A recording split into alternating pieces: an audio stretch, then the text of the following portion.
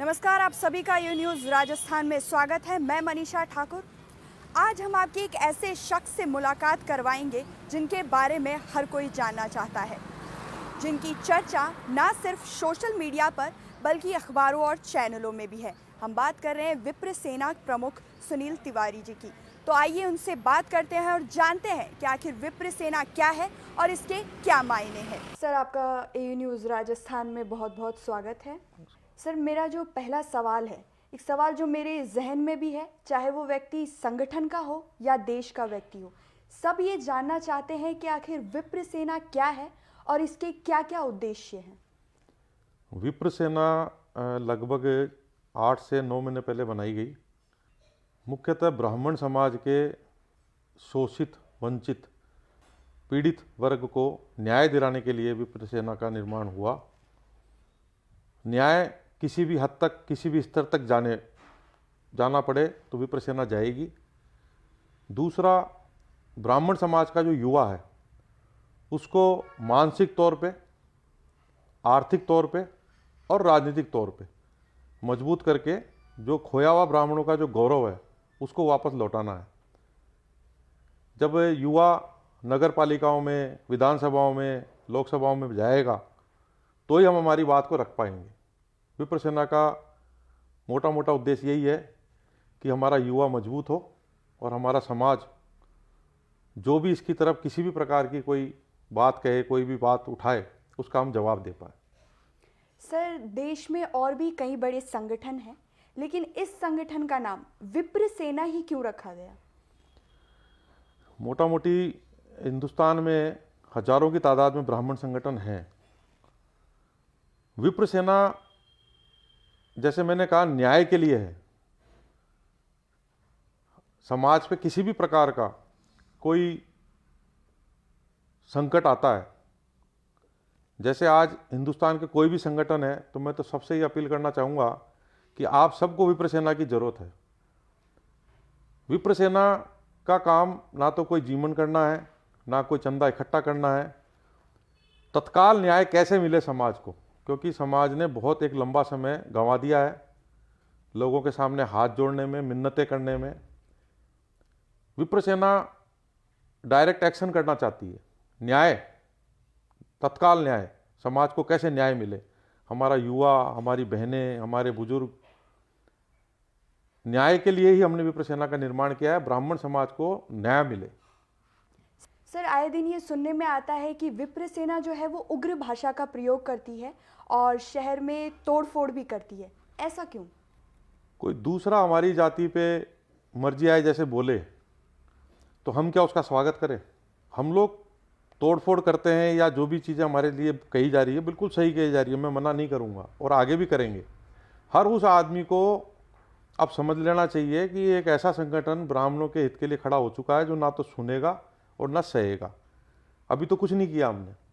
मैं जयपुर में बैठा हूँ तो जयपुर की तो मैं गारंटी ले सकता हूँ कि मेरे समाज के बारे में अगर कोई शब्द कहेगा, गलत शब्द कहेगा, वैसे मोटा मोटी आप ये मान के चलें कि ब्राह्मण समाज कभी किसी को छेड़ता नहीं है।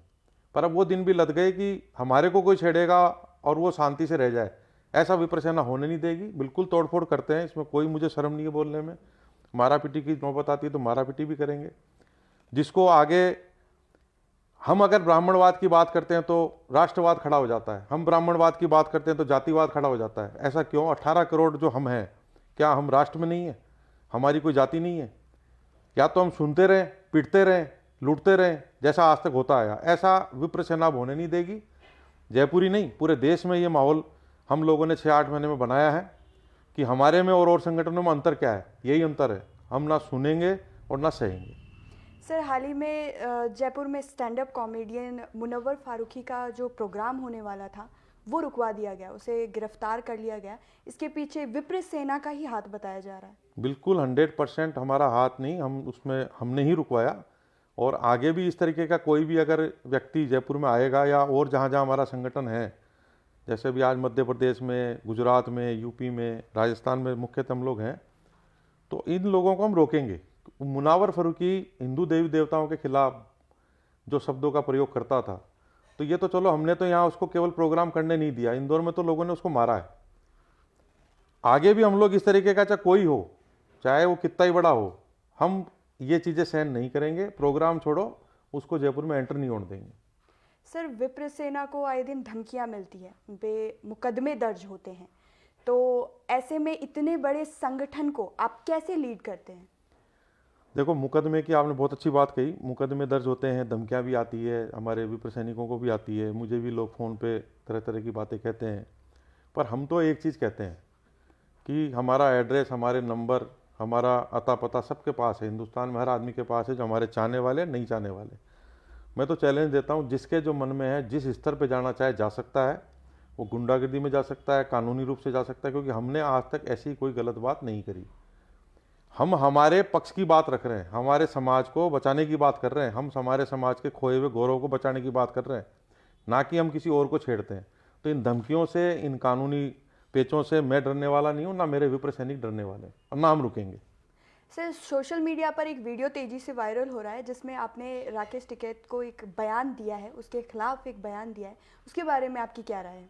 राकेश टिकैत ने किसान आंदोलन में ब्राह्मण समाज को लेकर कुछ टिप्पणी करी थी, और बड़ी अभद्र और गंदी टिप्पणी करी थी, जिससे हमारे समाज में रोष व्याप्त था। तो मुझे लगा कि इस गुंडाई के खिलाफ मुझे आवाज़ उठानी चाहिए, और मैंने आवाज़ उठाई। और उन्होंने ये कहा था कि हमारे समाज में मैंने कई बार ब्राह्मणों को दान दिया, तो हमने एक निर्णय लिया कि उनकी जो दान की जो रकम है हम उनको लौटाएं। वो हमने लौटाई। मैं इस बात के पीछे एक और बात मैं बताना चाहता हूं कि कोई भी मुद्दा हिंदुस्तान का हो, कोई भी राजनीतिक पार्टी हो, चाहे कोई सी भी हो, घूम फिर के जब तक ब्राह्मण बीच में नहीं आएगा, उनका खाना नहीं पचता। ऐसा क्यों? इसका कारण मैं आपको बताता हूँ।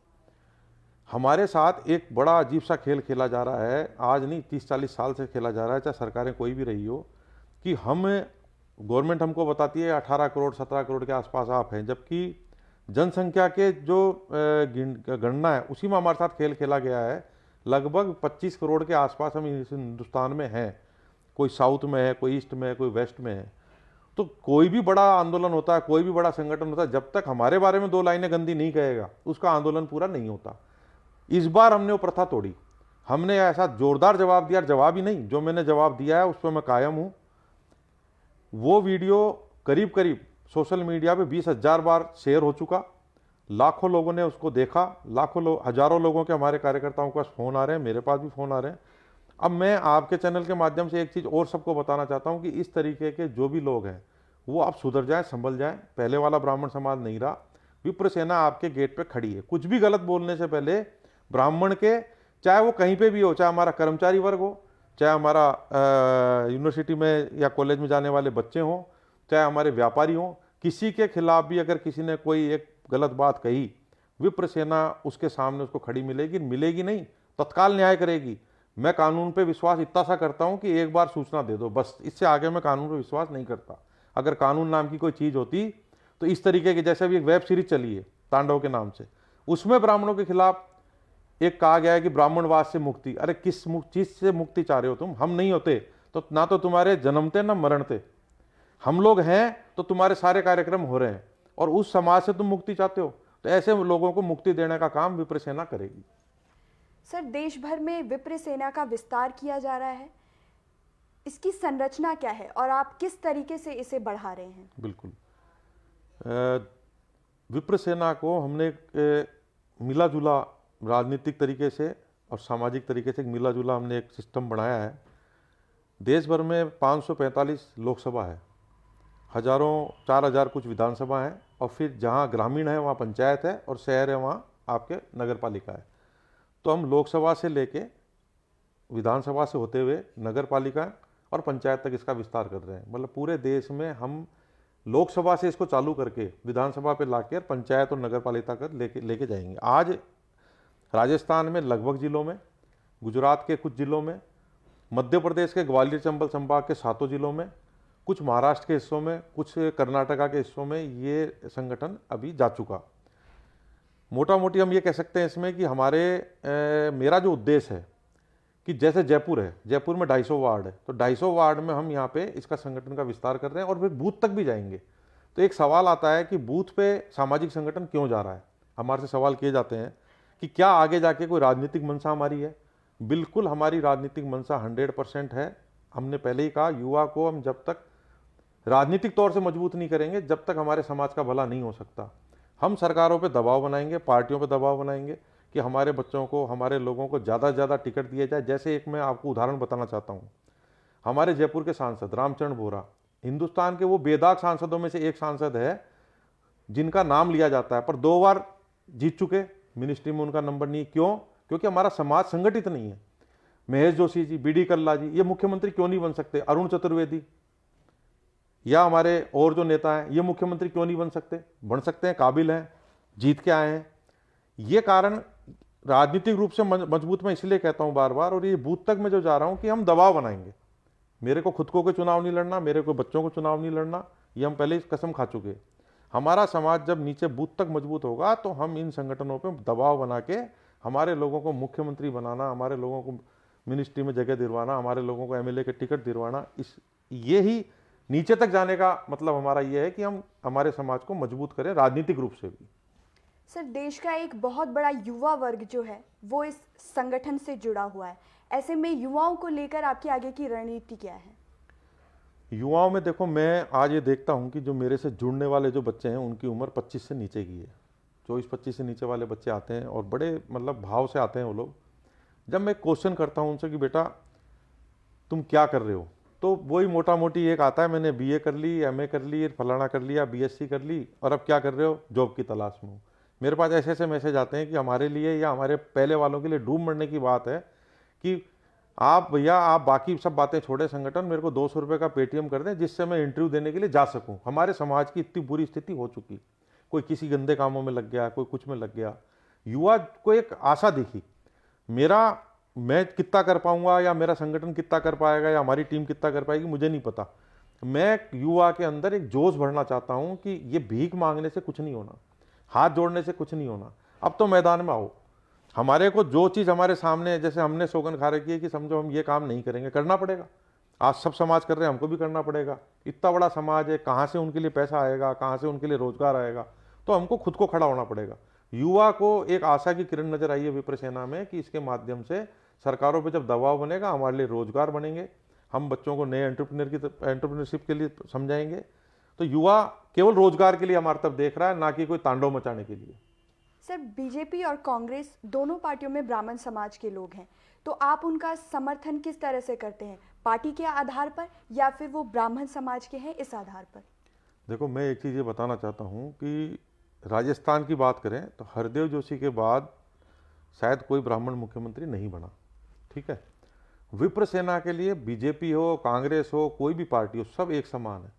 इसलिए एक समान है कि मैं खुद और मेरे 2 बच्चे हैं, हम कभी कोई पार्टी में नहीं जाएंगे, हम कोई चुनाव नहीं लड़ेंगे, तो हमारे लिए समानता हो गई। अभी तक जितने संगठन बने, समाज ने उनको समर्थन दिया, वो आगे आए, और 2 साल 3 साल बाद क्या मालूम पड़ा कि वो खुद टिकट मांगने पहुंच गए।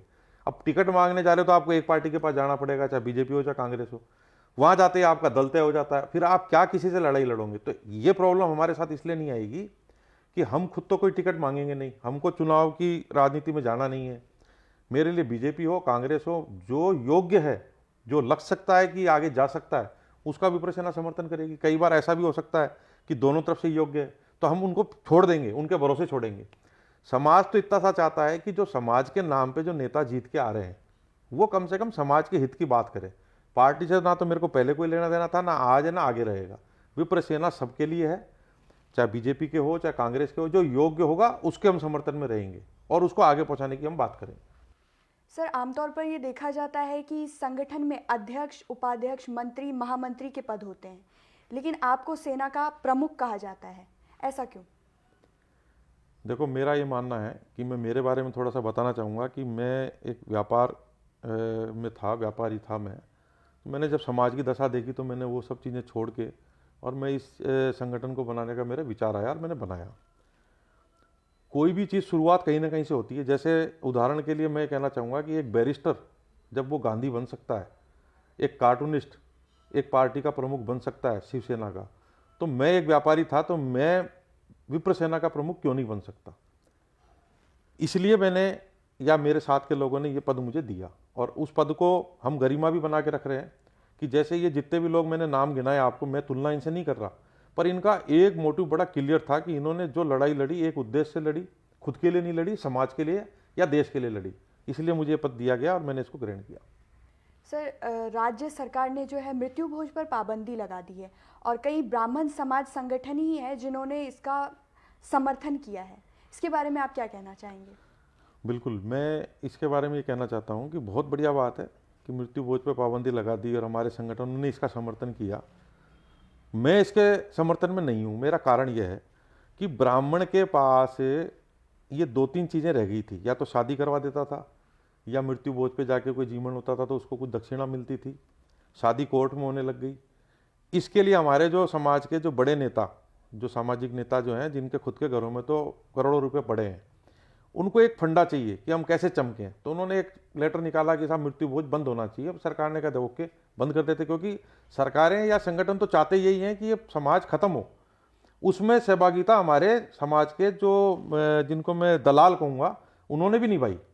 अब उनसे पूछे, जब उनकी बारी आती है तो जगह जगह श्रद्धांजलि सभाएं करते हैं, जगह जगह लोगों को इकट्ठा करते हैं, तो क्या उसमें पैसा खर्च नहीं होता?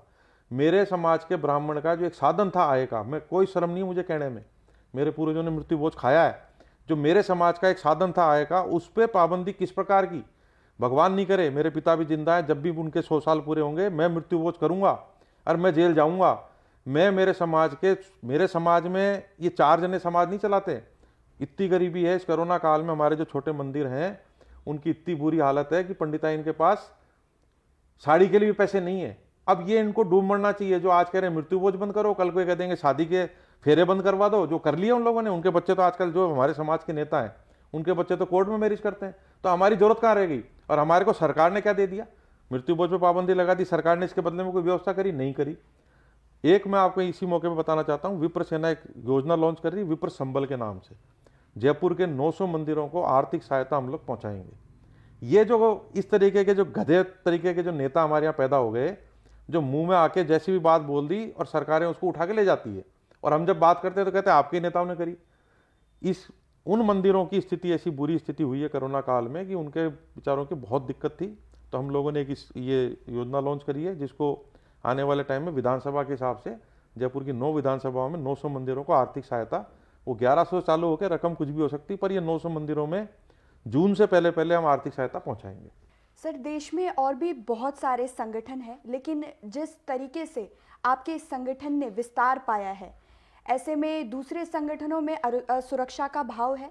तो ऐसे में आप क्या कहना चाहेंगे? दूसरे संगठन में आपको मैं एक चीज़ बताना चाहता हूं कि हिंदुस्तान में लगभग 15,000 रजिस्टर्ड संगठन और 8,000 अनरजिस्टर्ड संगठन ब्राह्मणों के ऑलरेडी हैं, जो पिछले 25-30 सालों से चल रहे हैं। ये 6-8 महीने में एक परिवर्तन ऐसा आया है कि जैसे आज 23,000 संगठन हो गए। अभी आप एक कह दो कि जंतर मंतर पे 23,000 लोगों को इकट्ठा करना है, हमारे 1,000 लोग नहीं आएंगे। विप्र सेना के साथ आज एक वीडियो पे 10-10 लाख लोग अगर उस पर आ रहे हैं तो उन्होंने काम देखा विप्र सेना का। हमारा किसी से कोई द्वेष नहीं है, वो सब मेरे हैं, अपने हैं। मैं उनमें से किसी की कोई ना तो निंदा करता हूँ। हाँ, मैं उन लोगों को जरूर नहीं, मतलब मैं उनको जरूर लाइन पे लाऊंगा जिन्होंने केवल चंदा लेके घर भरा है। मेरे संगठन में ना तो कोई सदस्यता है, ना हम चंदा लेते हैं। लोकल व्यवस्था के लिए जो व्यवस्था उनको करनी होती है आयोजनों के लिए, वो अपने कार्यकर्ता करते हैं। मेरे पास जयपुर आपको चंदा भेजो फिर मैं आपके पास भेजूंगा, ऐसा मेरे यहाँ कोई सिस्टम नहीं है। मैंने कोई अकाउंट नहीं खुलाया। उन संगठनों को जरूर हम नंगा करेंगे जिन्होंने पैसा लिया है समाज से, करोड़ों रुपया लिया है, जिसका कोई हिसाब किताब देना नहीं चाहते वो। बाकी संगठन हमारे अपने हैं, मेरे समाज के संगठन हैं, मैं उनके साथ हूँ, वो मेरे साथ हैं, हमारा उनसे कोई वो नहीं है। हाँ, कई संगठन हमसे जुड़ना चाह रहे हैं, विलय भी हो रहा है, हम लोग कर रहे हैं। मिलजुल के एक हमारे को समाज की आवाज़ आगे उठानी है, पहुँचानी है, ये हमारा उद्देश्य है। सर, ब्राह्मण समाज को आप अगर कोई संदेश देना चाहें? मेरा ब्राह्मण समाज को केवल एक ही संदेश है, मेरे युवा को, कि जब आपसे कोई पूछता है कि आप कौन से ब्राह्मण हो, तो ये नहीं बताना है कौन से ब्राह्मण हो, उसको कहना केवल मैं ब्राह्मण हूँ। आधी प्रॉब्लम तो अपनी हिंदुस्तान में या पूरे विश्व में खत्म हो जाएगी। दूसरा, जम्मू कश्मीर से लेकर कन्याकुमारी तक हमको सर गिनवाने कि हम 18 करोड़ हैं या 25 करोड़ हैं। जिस दिन ये काम हमने कर दिया, 2 काम, बहुत बड़े काम नहीं है, छोटे से काम है, जहां वहीं खड़े हो जाओ। एक तो मैं केवल ब्राह्मण हूं, मैं ये हूं वो हूं, नहीं, हमको उलझा दिया। आप दूसरी जातों में देखो, आप ना तो पूछते हो ना कोई बताता है।